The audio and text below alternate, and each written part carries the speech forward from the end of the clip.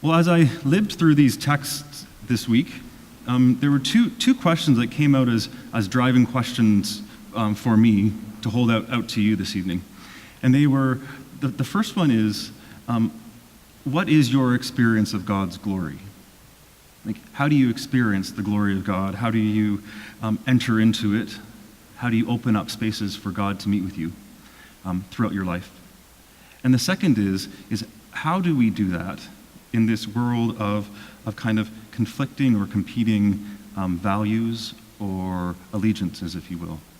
And so if we start with the question of holiness or God's glory, we see this wonderful story of Moses and God in the Old Testament in Exodus, where in this space of God, a relationship with God, Moses asks God to show him his glory.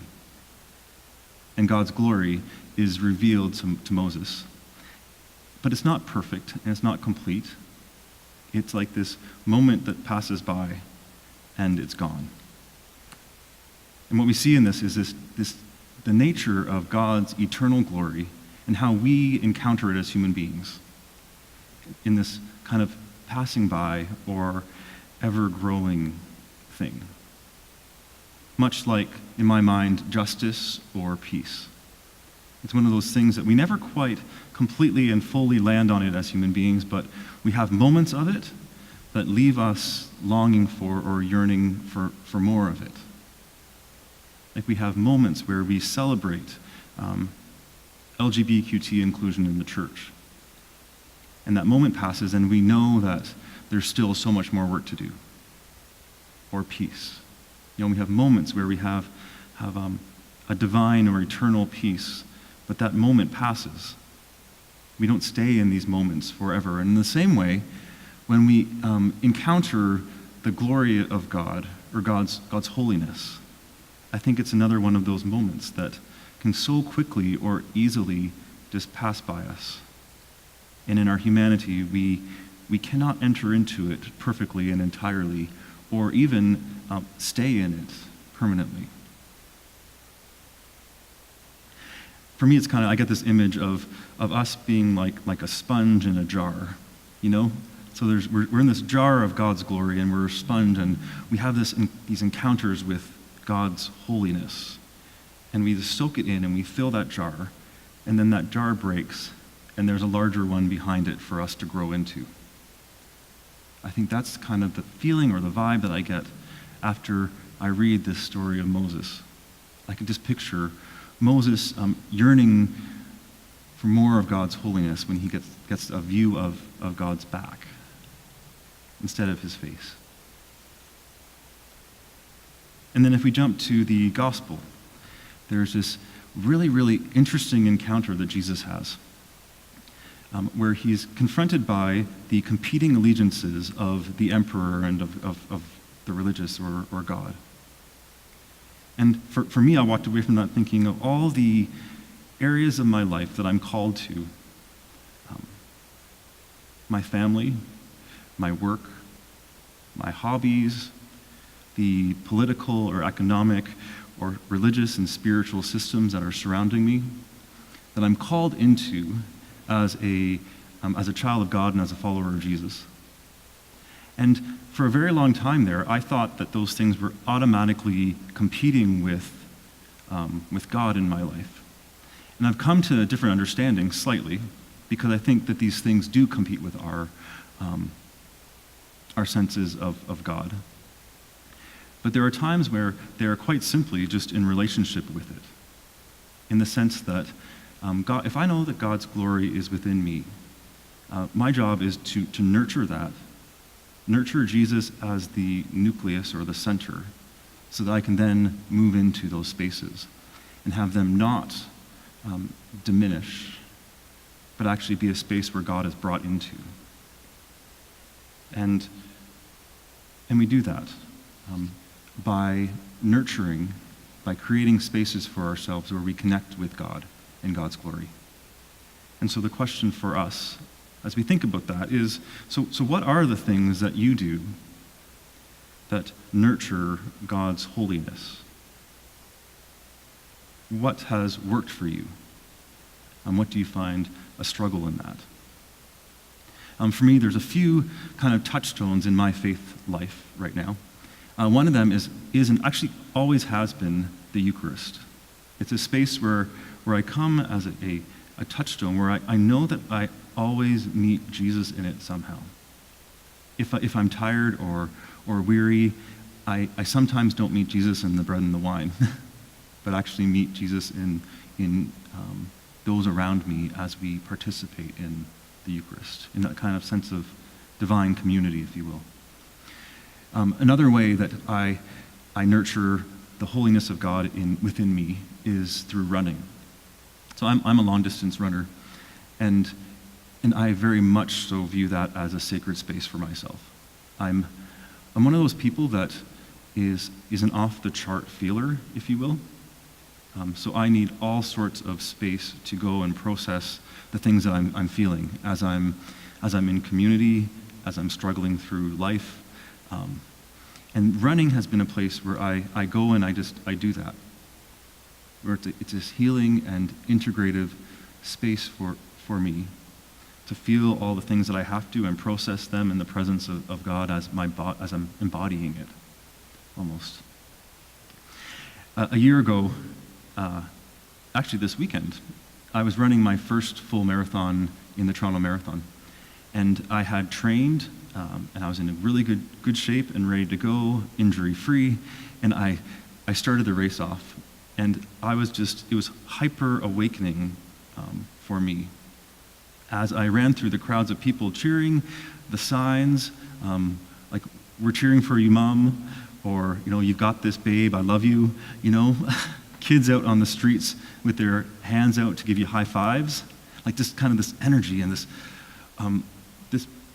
sacred space, if you will, where we are all participating in something that was actually outside of us. And I was running along and it was going great, and then at 38 kilometers, my left quad seized up. And along the marathon routes, there's people with cameras taking pictures, and there's actually a picture of me as that moment happens. And I look up and I see this camera, and I must have just given some blue steel. I just glare. It's like, I look so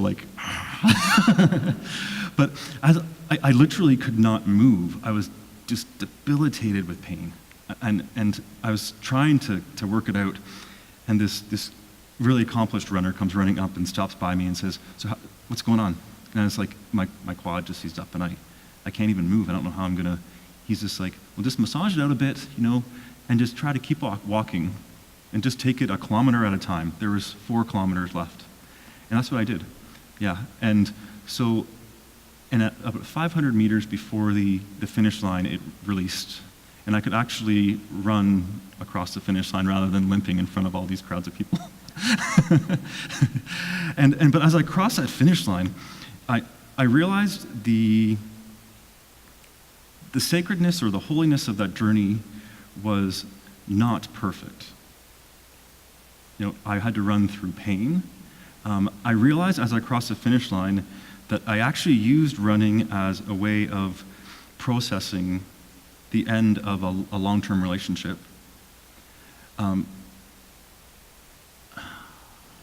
felt like Moses, like asking God to show me God's glory, and it being revealed in this kind of imperfect, incomplete way. And yet, that is how we as human beings experience the glory of God. And then the second part of that question, though, is so it's not just enough for us to nurture that God place in us, or to open ourselves up to God's goodness. I think that once we actually begin to do that, we have to allow God to break us open to experience the sacredness and holiness that is actually all around us at every moment, in one another, in those spaces that hold potential and possibility for us. And this week has also been chock full of moments like that for me. Last night I was at a concert at Massey Hall, and as I looked out over the crowd of people, I got this sense that each and every one of the people, of thousands of us in that space, are sacred, that we have a sacred story that involves heartache and joy and delight and journeying. And each and every life has dignity. It's just like, that's overwhelming when you look at 1,000 people at once and think that. Or when I was at Little Lambs on Friday, there was this little girl, and she was about 2.5 years old, and she was at this, the stage of a child's life when they start to find their voice and their body. Well, she was just like right in that space.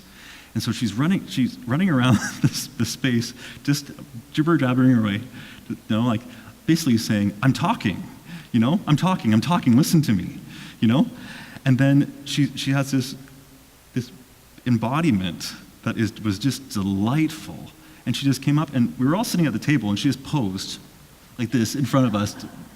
Yeah, and it was just this moment of absolute delight, where it was like that to me was God's glory passing by, like God in human form and God's glory.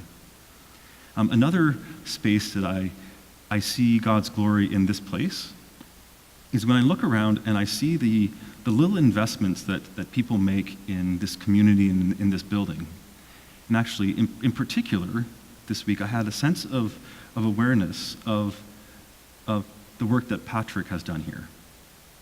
As I see these beautiful and to me sacred objects or things here that I know come from a man who wants to invest in his community, give back to God, and uphold the sacred things in this community's life. And I see it like when I see the doors that are going to be beautiful and the amount of hours and work that he has put into stripping those down and refinishing them. Or when I'm in the chapel and I see that piece of work that he created. It's just stunning, this cabinet work. And so they don't have to be big things for us to look and say, there is the glory of God in my life. And so today, as we unpack for ourselves what and how we create spaces of God's sacredness, I pray that you can name for yourself those touchstones in your life that remind you of God's glory, and that God may in fact open up your heart to witness God's glory and God's holiness that is surrounding us at every moment, especially surrounding us in one another. Yeah. Amen.